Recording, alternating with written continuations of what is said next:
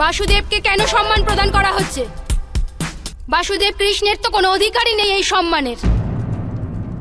গান্ধারী, বাসুদেব কৃষ্ণের অধিকার সর্বাপেক্ষা অধিক। এ তো হস্তিনাপুরের সৌভাগ্য যে রাজ্যাভিষেকের ন্যায় পূর্ণ কাজে বাসুদেব স্বয়ং উপস্থিত আছেন। জ্যেষ্ঠ ভ্রাতা উচিত কথাই বলছে বধূমাতা। বাসুদেব কৃষ্ণ অপেক্ষা অধিক শক্তিমান সমগ্র বিশ্বে আর কেউ নেই। জানি আমি সেটা। যদি বাসুদেব না থাকতেন তাহলে পাণ্ডুপুত্রদের বিজয় লাভ হতো না।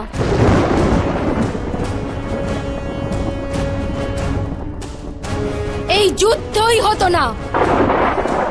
জানি আমি এর সমস্ত শক্তি আর সমস্ত ষড়যন্ত্রকে। জানি আমি দূত সবাই কন্যা দ্রৌপদীর সম্মান রক্ষা বাসুদেবী করেছিলেন, কিন্তু এত শক্তি থাকা সত্ত্বেও কেন এই যুদ্ধ হতে দিলেন বাসুদেব?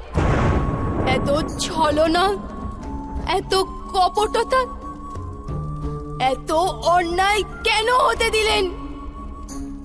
শোনো দেবকী নন্দন, শোনো বাসুদেব, শোনো। এই আর্যাবর্ত থেকে উঠে আসা ক্রন্দনের ধ্বনি শোনো। এক মাতার হৃদয়ের ভূমিতে দুঃখের তাণ্ডব দেখো। আমরা সবাই তোমার হাতের পুতুল মাত্র। তাহলে কেন আমাদের এত ভয়ঙ্কর নৃত্য করলে তুমি? কুরুক্ষেত্রের যুদ্ধভূমিতে সবচেয়ে বড় অধর্ম তুমি করেছো বাসুদেব, তুমি। বাস্তবে দণ্ডের অধিকারী তুমি। আমি মহা তপস্বিনী সুবল কন্যা, আমি মহাযোগিনী ধৃতরাষ্ট্র পত্নী, আমি মহা হতভাগিনী দুঃখী মাতা। আজ তোমাকে অভিশাপ দিচ্ছি। না গান্ধারী,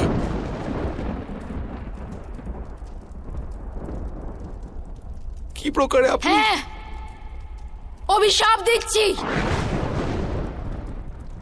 যে প্রকারে আমার বংশের বিনাশ হয়েছে, সেই প্রকারে তোমার চোখের সামনে তোমার যাদব বংশের বিনাশ হবে।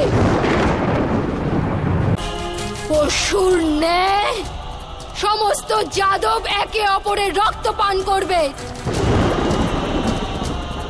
আর বাছুরের ন্যায় সমস্ত যাদব বালক ক্রন্দন করবে। ওদের অশ্রু মুছিয়ে দেওয়ার কেউ থাকবে না। যে প্রকারে আমার নগরী দুঃখে নিমজ্জিত, সেই প্রকারেই তোমার নগরীও সমুদ্রে নিমজ্জিত হবে। সমস্ত নগরের স্বর্ণ ভবন সমুদ্রের গর্ভে নিমজ্জিত হবে।